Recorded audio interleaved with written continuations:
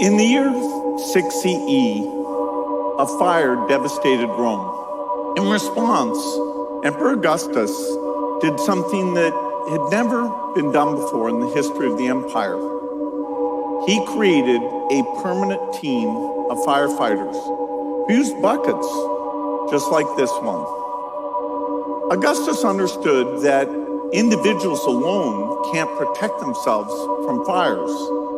They need help from the community. When one person's house is on fire, that creates a risk for everyone else's homes. And so what we've had these last few years is like a horrific global fire. The COVID pandemic has killed millions and upended economies. And we want to stop that from happening again. COVID, it's hard to overstate how awful it's been. It's increased the health inequities between the rich and the poor.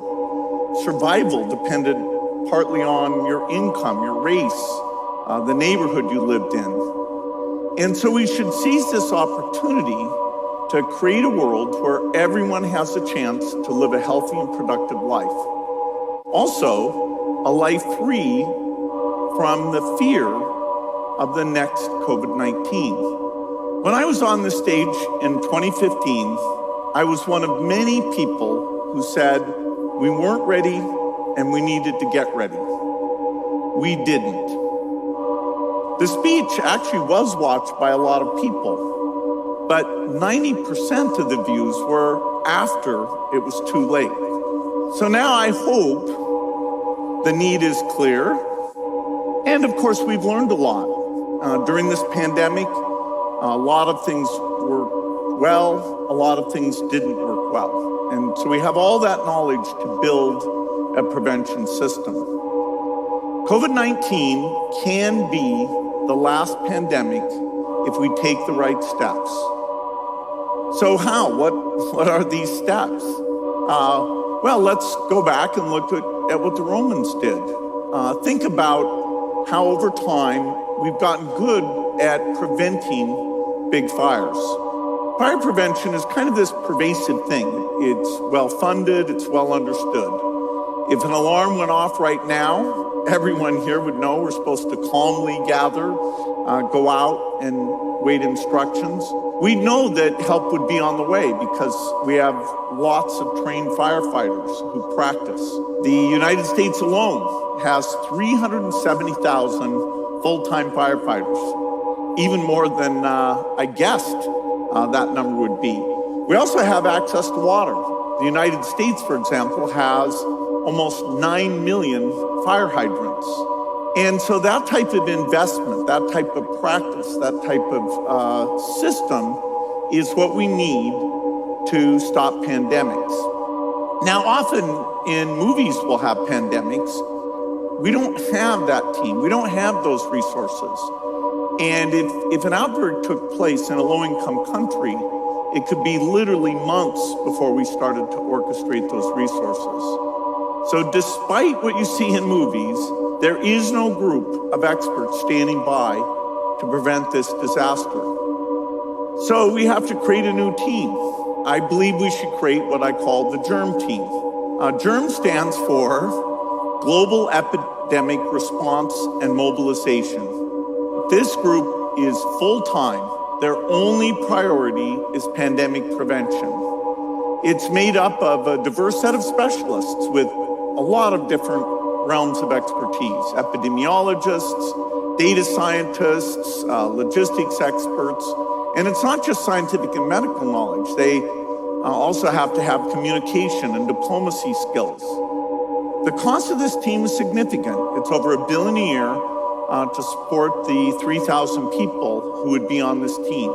And its mission is to stop outbreaks before they become pandemics. The work would be coordinated by the WHO. They'd be present in many locations around the world, stationed in public health agencies. They'd work closely with the national teams, depending on the income level. They'd have more in the lower income countries. For example, we could have GERM members say, an epidemiologist working out of the Africa CDC office in Abuja. And a very important thing is that, like firefighters, a germ team would do drills. When you want to have quick response, when you want to make sure you have all the pieces there and you can move very quickly, practice is key. That's how you make sure everyone knows what to do. Now, this team, there could be periods where there's no risky outbreak, and they can keep their skills strong by working on some of the other infectious diseases, but that would be a second priority. They would work with countries to strengthen their health systems. The health systems are the front line. You need to know if, say, a lot of people show up with a new kind of cough.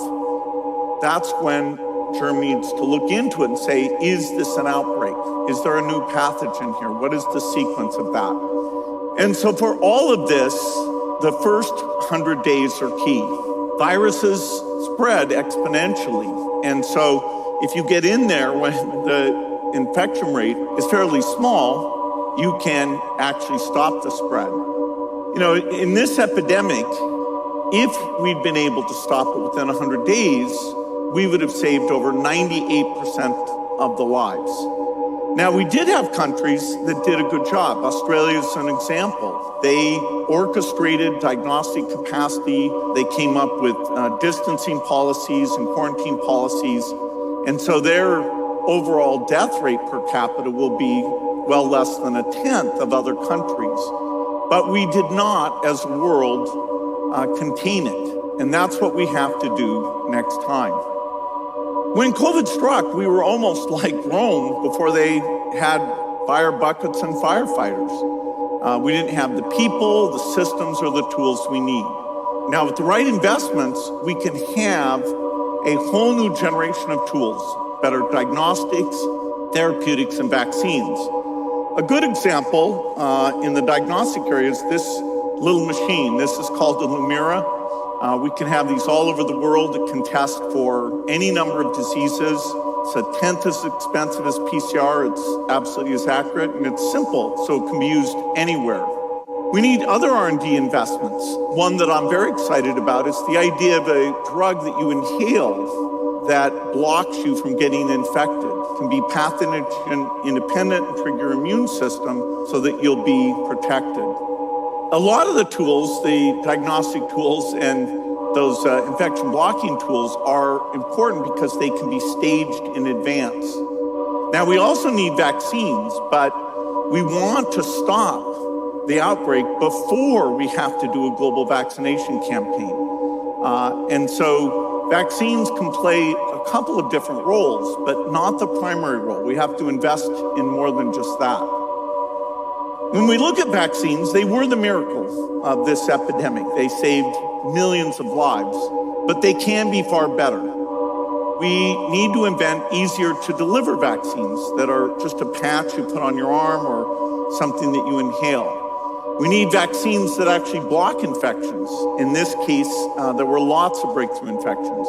We need vaccines that are broad spectrum, so they work against most of the emerging variants, which we did not have this time. And we also need factories that are standing by so we can build enough vaccines for the entire world within 6 months and achieve far better equity. The vaccines can also do something that would be super helpful, which is to help us eradicate entire families of viruses.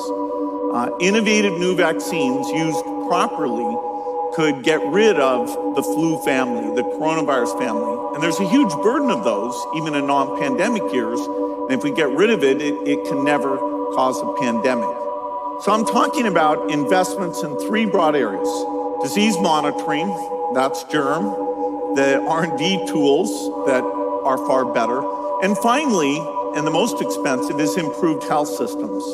This won't be cheap, but it'll save lives, and even it'll save money in the long run. It's like an insurance policy.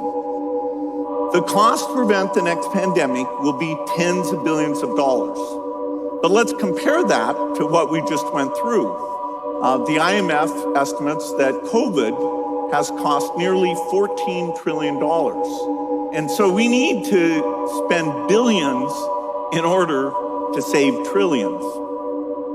And here's the best part of this. Even when we're not having an outbreak, these investments, like the Lamira, those new vaccines, they will make people healthier. They'll shrink the gap, the health equity gap, which is gigantic, between rich and poor countries. For example, we can detect more HIV cases and do a better job of treatment. We can reduce deaths from malaria. We can get more people high-quality care. And so this is not just a downer about how to stop things from getting worse, but also a chance to make things better. If we take the right steps, we can make COVID-19 the last pandemic, and we can build a healthier, more equitable world for everyone. Thank you.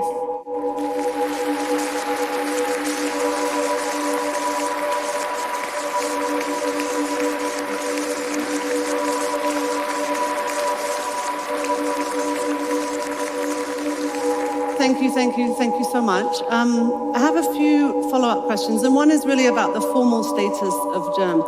So you mentioned this would cost $1 billion. You mentioned it comes through the WHO, but exactly, who's running this? How does this work? How do we make this happen?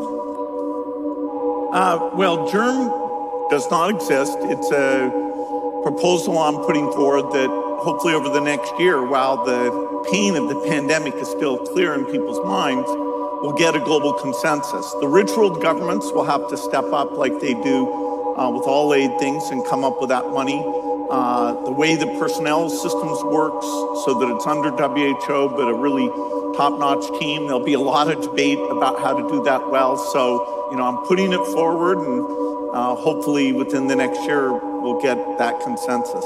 Who do you need to pick that up next? Well, it's really the rich world governments. WHO has this big yearly meeting, the World Health Assembly, and at some point somebody will put forward a resolution, and we'll see if the extra resources can be put in for that. After World War II, we did a lot. We created the United Nations. We talked a lot about wars. So I'd be stunned, although so far the action has been less than I would have expected. I'd be stunned if we don't go forward with something pretty close to what I'm laying out there. This has been pretty personal for you. You have, the anti-vaxxers are out there, they are loud, and this has become personal. I just wanted to ask, how are you managing that? Well, it's kind of weird.